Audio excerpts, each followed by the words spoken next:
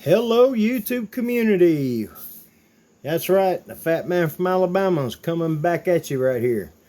Okay, I've decided to kind of throw a part 2 video together on this 55 Nomad to, again, just some tips and techniques I use. This car, this body, has got a lot more subtle mods done to it than the green one you've seen previously. It's sitting over in the corner. Part of, well, some of the first modeling tricks I do, I guess you'd call it, is I've got a tester's scribing tool, and that tool I've got is probably 20 years old. It has scribed a lot of stuff. I rescribed all the panel lines. If you've been around this hobby, this 55 was tooled up, I think, early 60s, and it's been reissued many times. So the door line, all the body lines are starting to get a little on the faint side. I rescribed the door lines, rescribed the gas filler door. I actually went around and rescribed all the chrome.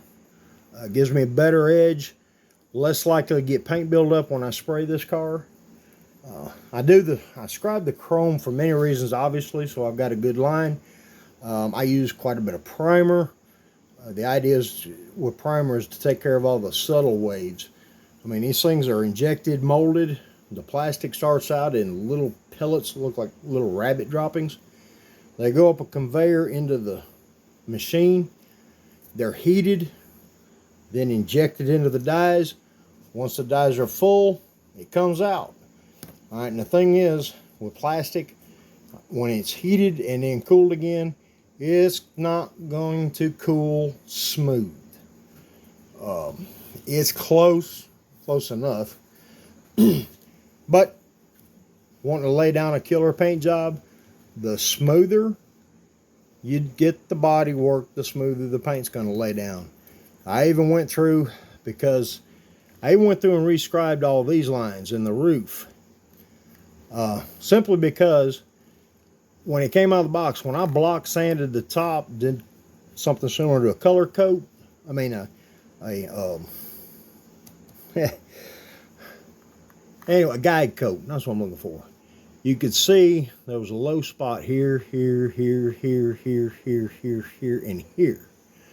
as well as a subtle one up here at the edge of the roof. So I went in and rescribed all this. Rescribed all that, blocked the top in raw plastic before I even started laying primer on it.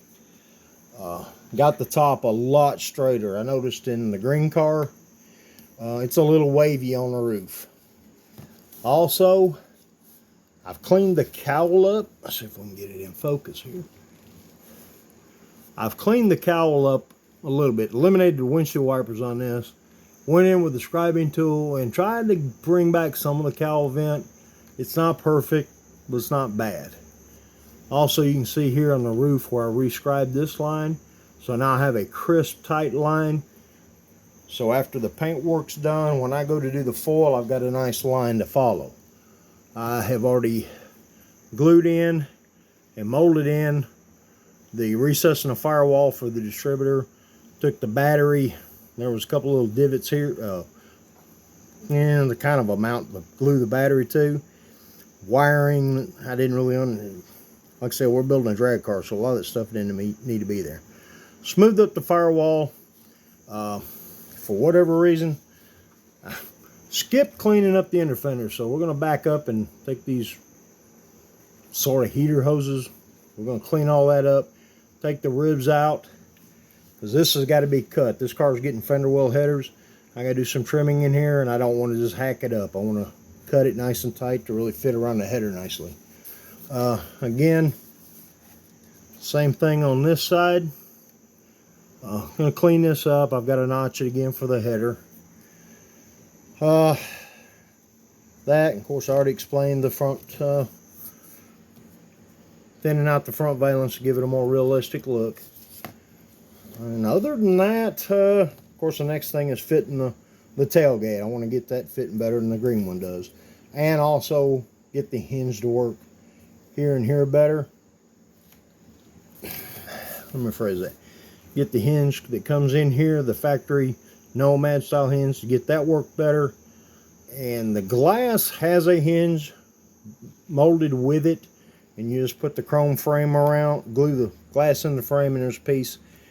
I'm gonna play with that. If I can get it to work, I'll use it. If not, I'll make my own hinge. That's where we're at with this car. We will be doing more videos on this one, as well as many other projects I've got going.